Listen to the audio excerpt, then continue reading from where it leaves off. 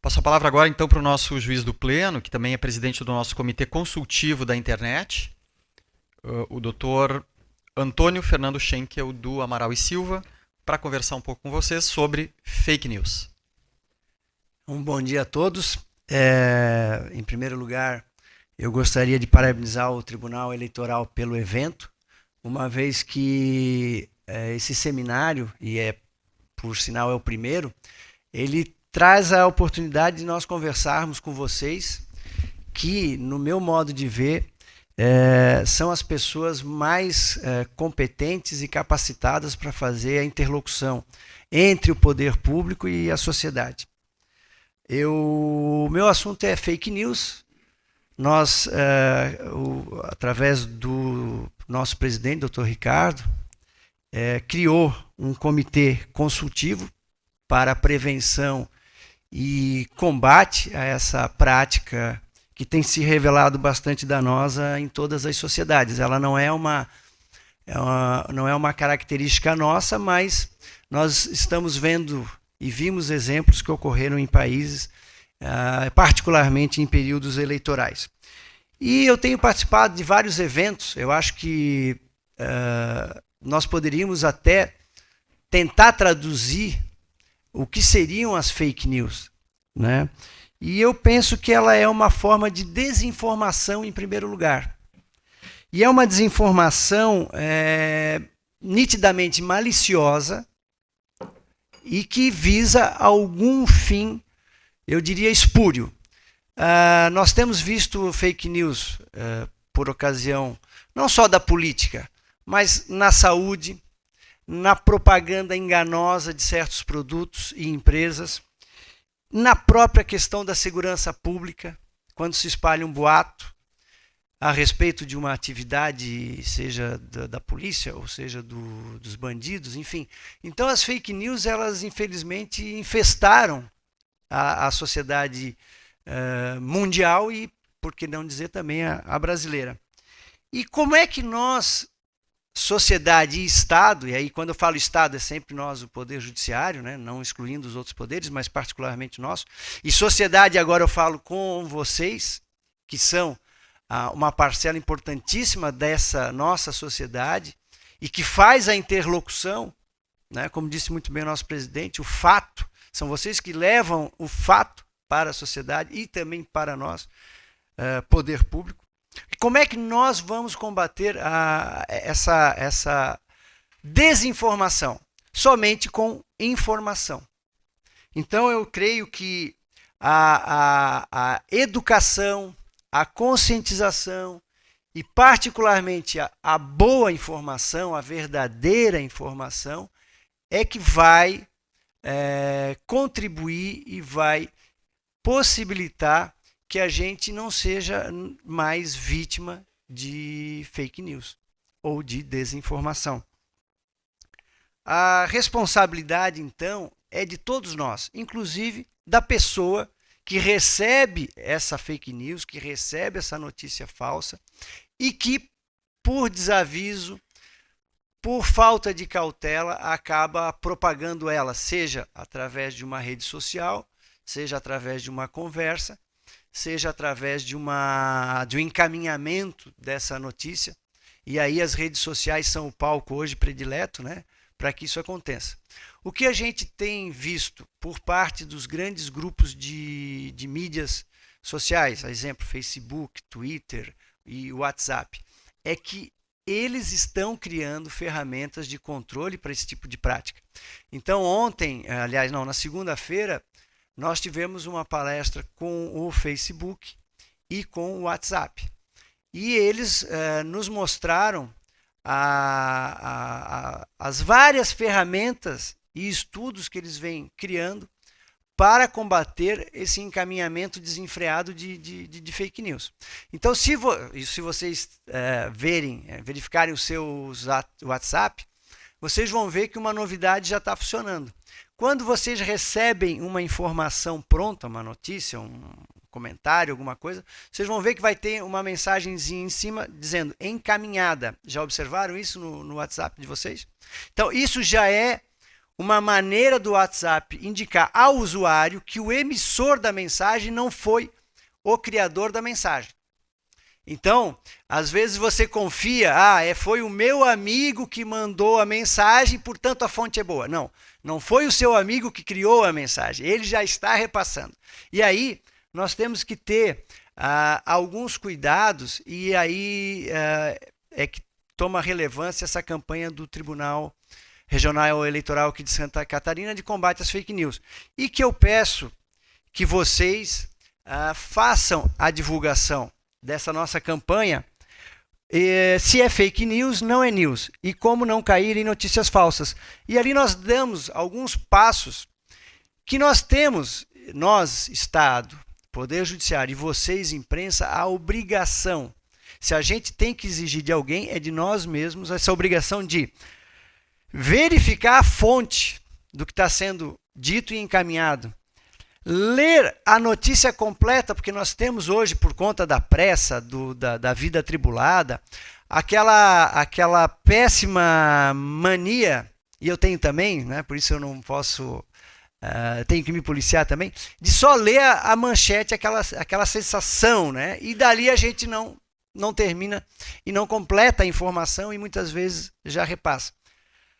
Depois, conferir a data, porque também é outro fenômeno, né? Você às vezes está pensando que está falando uma novidade, aquilo já aconteceu alguns anos atrás e se pensa que é novo, porque tudo dentro da nossa memória, e a nossa memória é seletiva, ela tem um tempo, depois ela esquece e você reparte ou reproduz uma notícia que na verdade já não tem mais nada de nova. E por fim, desconfiar sempre daquelas manchetes alarmantes, daqueles vídeos sensacionalistas, porque infelizmente é isso que nos chama a atenção num primeiro momento. E ficou na dúvida, por favor, não vamos compartilhar, né? Após esse exame, se você ainda tem alguma dúvida, por favor, não compartilhe. Então, nós precisamos de vocês, imprensa, jornalistas, para que comecem a incutir na sociedade esse tipo de cuidado, porque se o usuário de qualquer mídia social fizer esse exame preliminar, com certeza nós teremos um combate efetivo das fake news. Tudo parte da educação, e essa é uma campanha nitidamente educativa, da conscientização e da prevenção através de se não propagar, né, indiscriminadamente esse tipo de sensacionalismo barato que não traz benefício para ninguém. Eu fiz questão aqui de separar duas publicações recentes, e aqui eu gostaria de mostrar para vocês a Veja da semana passada, que trata exatamente da fake news. E como é uma revista bastante conhecida, eu creio que ela fez nessa reportagem aqui um excelente trabalho. O foco não é política, o foco é saúde pública. E aí você vê histórias aqui impressionantes. Pessoas com problema de diabetes que leram que um suco de quiabo é melhor que o remédio e que usam e tomam esse suco de quiabo durante um período bastante longo, até que, infelizmente, tem um membro do corpo amputado, porque diabetes causa esse problema. E aí vem vários exemplos. Então, assim, é impressionante a inocência das pessoas, a boa-fé das pessoas e a confiança que elas detêm nos meios de comunicação que são vocês. Então, vejam a responsabilidade de vocês nessa questão relativa a notícias falsas. Eu tenho uma outra publicação que já não é tão popular quanto a Veja, mas é a Visão Jurídica, que também traz a questão relativa a fake news, manipulação eleitoral e etc. Mas o que eu quero trazer com essas duas publicações a vocês é a necessidade da imprensa trabalhar diariamente esse assunto nas pautas de vocês. E para colaborar, nós temos, né, o TRE criou, e o presidente é um grande entusiasta aqui do nosso comitê, e nisso aumenta a minha responsabilidade. Né? Vocês terão o comitê consultivo como um aliado de vocês, especialmente nos assuntos de natureza eleitoral. Então, por favor, nos contactem. Nós temos aqui o Jairo, né, o pessoal todo da comunicação social, da imprensa, e eu e a minha equipe estamos à disposição. Até gostaria de aproveitar, Ivan, faz favor, apresentar o Ivan, que é membro do comitê. Ele é da Polícia Civil, trabalha no Tribunal de Justiça e é um especialista nessa área de mídias sociais, internet. Então, tudo que eu não sei, ele sabe bem mais e com certeza, quando nós tivermos um assunto que avance para essa área mais tecnológica, mais de informática, etc., nós temos não só ele, mas dentro do comitê nós temos também um técnico que é da Polícia Federal, nós temos o Ministério Público Eleitoral, nós temos a Polícia Federal, um delegado de Polícia Civil, um agente da ABIN. Então nós temos pessoas capacitadas para dar um suporte a vocês no que tange a fake news. E, em particular, quando ela tem algum potencial lesivo em relação à eleição. Então, por favor, nos contatem. Nós estamos aqui justamente para isso. Eu não vou me alongar justamente porque eu gostaria de dar uma oportunidade para a gente trocar as informações, perguntas, e eu quero ver quais são as dúvidas de vocês. Isso me interessa muito. E agora abro a palavra, então, para os senhores e senhoras. Bom, Júlio Héctor, eu sou repórter da NSC TV. Só para entender melhor o funcionamento desse comitê, porque eu lembro quando teve a posse do desembargador Hesler, ele falou sobre a criação de um grupo, né, que ia funcionar, articulando até com um grupo que estaria lá em Brasília. Né? Esse grupo que o senhor comentou, com esses técnicos, é esse grupo que vai fazer a avaliação desses conteúdos nocivos que são publicados na internet? No âmbito catarinense, sim. No TSE, nós temos daí o âmbito é nacional e, evidentemente, há uma colaboração entre os vários comitês. E aí, então, são denúncias, né, que podem chegar ou informações que chegam através da imprensa. E aí, queria te perguntar também quais são as penalidades, né?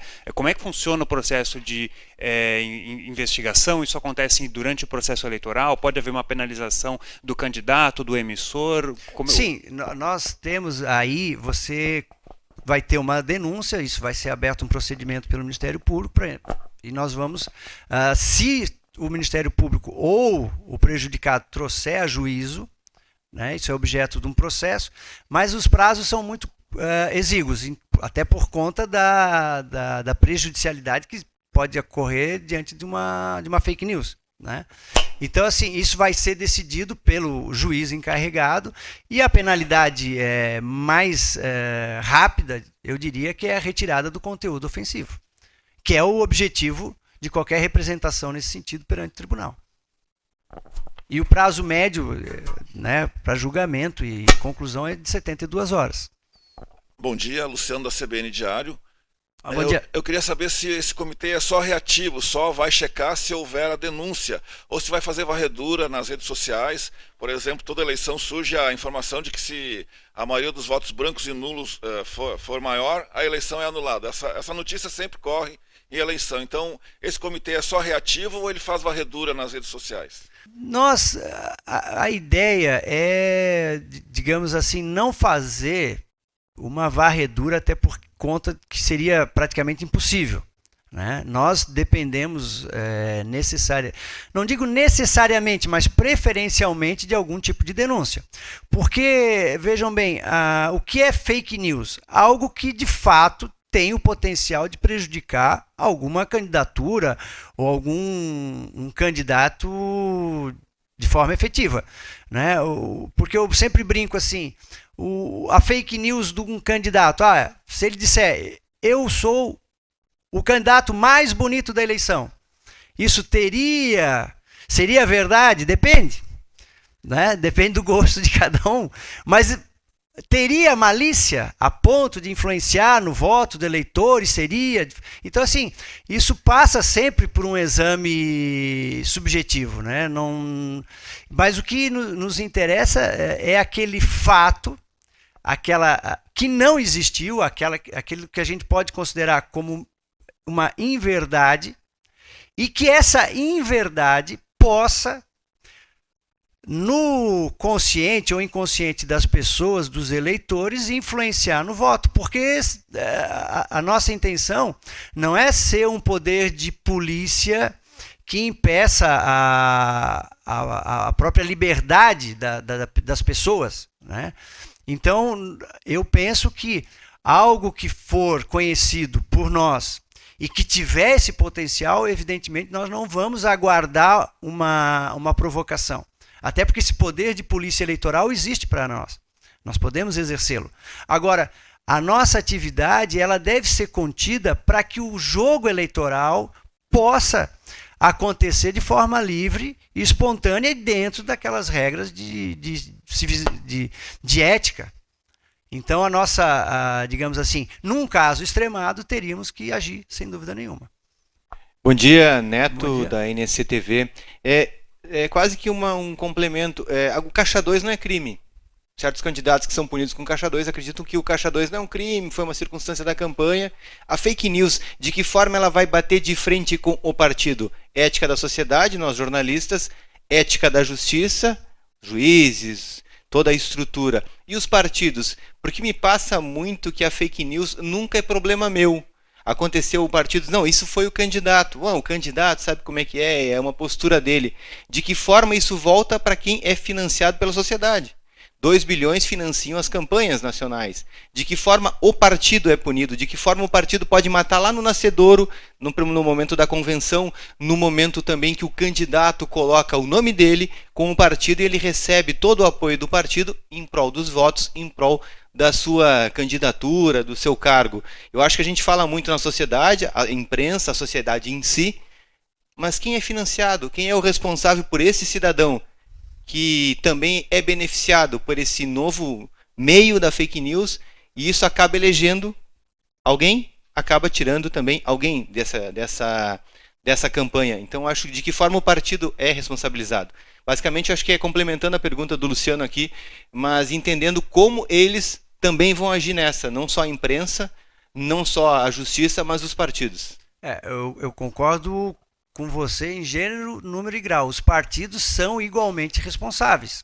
Partidos, candidatos, marqueteiros.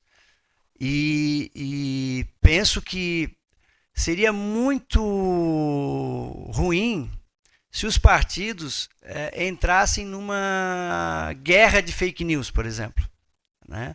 Seria ruim para o processo eleitoral, para a imagem dos partidos e para a própria justiça eleitoral, que teria que dar uma resposta de forma bastante enérgica em relação aos partidos. Eu não gostaria e nem poderia dizer quais seriam as penalidades ou antecipar qualquer tipo de julgamento, porque como eu faço parte também do tribunal, isso poderia gerar mais tarde algum tipo de constrangimento. Mas eu penso assim que nessa seara específica das fake news, em relação aos partidos políticos, candidatos, o que o tribunal está fazendo através da campanha, conscientizar da necessidade da ética na política. E claro que os desvios vão ser devidamente apurados e punidos pela corte. Bom dia, Lígia da NSC-TV. Eu queria saber se existe alguma interferência dessa justiça em relação às campanhas eleitorais, principalmente em TV, que a gente sabe que são contratados atores e muitas vezes fabricados números, né, que não correspondem à realidade. Isso se enquadra também ou não há possibilidade de atuar sobre isso? Aí a senhora se refere a uma, digamos, fake news na televisão? Na televisão e Sim. na campanha eleitoral como Sim, um todo. Campanha, porque às vezes a campanha a um governo vai dizer que fez isso, fez aquilo, enfim, o ator dizer que, né, contratar um ator dizer que é eleitor, isso vai ser também punido ou não? Pode até ser, né? Eu acho é que é difícil falar num caso assim, mas em tese, eu creio que possa ser punido, porque quando a gente fala de fake news, a gente tem em mente agora, nesse momento, a questão das mídias sociais. Mas a gente teve fake news no rádio, na televisão e em todos os meios de comunicação. É que o meio eletrônico hoje, por ser um meio rápido, barato e que a pessoa mesma pode produzir e disseminar, é o foco. Agora, com certeza, a senhora está coberta de razão. A fake news ela não escolhe um meio em si. Ela pode ser utilizada por todos, sem dúvida alguma. E aí vai ser objeto de repressão também. Bom dia, Luiz Meneguin, do Grupo Bom dia. RIC. Eu gostaria de saber se há, por parte da Facebook, Twitter, enfim, das empresas, das grandes corporações, sensibilidade, agilidade e rapidez para que uma decisão tomada, por exemplo, da retirada de determinado fake news, seja cumprida, porque na área criminal, enfim, a gente sabe que existe uma dificuldade muito grande, até porque são corporações multinacionais, e que um conteúdo, às vezes, não se consegue retirar, né? Queria saber se há um entendimento nesse sentido com essas corporações, com essas empresas, para que haja essa agilidade necessária que o tribunal precisa. Sim, inclusive muito oportuna a sua pergunta, porque o Facebook, na segunda-feira, no evento que tivemos, tanto o Facebook quanto o WhatsApp, eles, só para vocês terem ideia da preocupação deles, eles contrataram um escritório de advocacia em São Paulo, que vai atender o Brasil inteiro, para dar agilidade ao cumprimento das ordens judiciais de retirada de conteúdo, por exemplo. Então, nós temos já, além do contato pessoal, que isso é muito importante, então nós conhecemos as relações públicas do Facebook, todo o advogado do Facebook, eles vieram aqui em 4 pessoas, para colocar todos os meios de comunicação com eles à disposição da Justiça Eleitoral para que as ordens judiciais sejam cumpridas no menor curto espaço de tempo possível. Então nós temos um acesso direto via e-mail, telefone e WhatsApp, né, com essa equipe jurídica deles para dar o cumprimento às ordens judiciais. Então, quanto a isso, eu não tenho nenhum tipo de receio. Eu acho que eles, com a participação em vários eventos, inclusive em Brasília, ela esteve, aqui em Florianópolis, há uma preocupação desses meios de comunicação, dessas redes sociais, quanto às fake news e ao cumprimento das ordens judiciais, porque para eles também não interessa a propagação desse tipo de informação. Tanto que ela falou um número assim espantoso de perfis falsos que são detectados e são derrubados da rede social, por exemplo, do Facebook. É algo de milhões de perfis.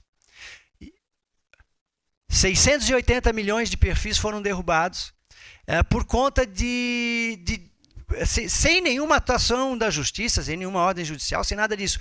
Por quê? Porque eles criaram mecanismos para verificação de perfis falsos. Então, por exemplo, um perfil começa a publicar uma informação seguidamente. Ora, aquilo não pode ser realizado por uma pessoa. Então, eles derrubam o perfil porque ele apresenta várias características de um robô. Então, e robôs o que são? Afinal de contas, são programas elaborados para replicar mensagens. E não é só questão de fake news, é até mesmo propaganda, né? Qualquer tipo de propaganda. Então, quando eles, a partir de certas características, e aí vamos fazer uma analogia, né? Uma malha fina, aquele perfil cai numa malha fina, ou ele é imediatamente derrubado, excluído da rede social, ou ele passa por uma investigação. E assim eles vão policiando e eliminando esses perfis falsos ou que notadamente são robôs. Então agradeço a atenção de todos e desejo um bom trabalho aí durante o dia. Muito obrigado.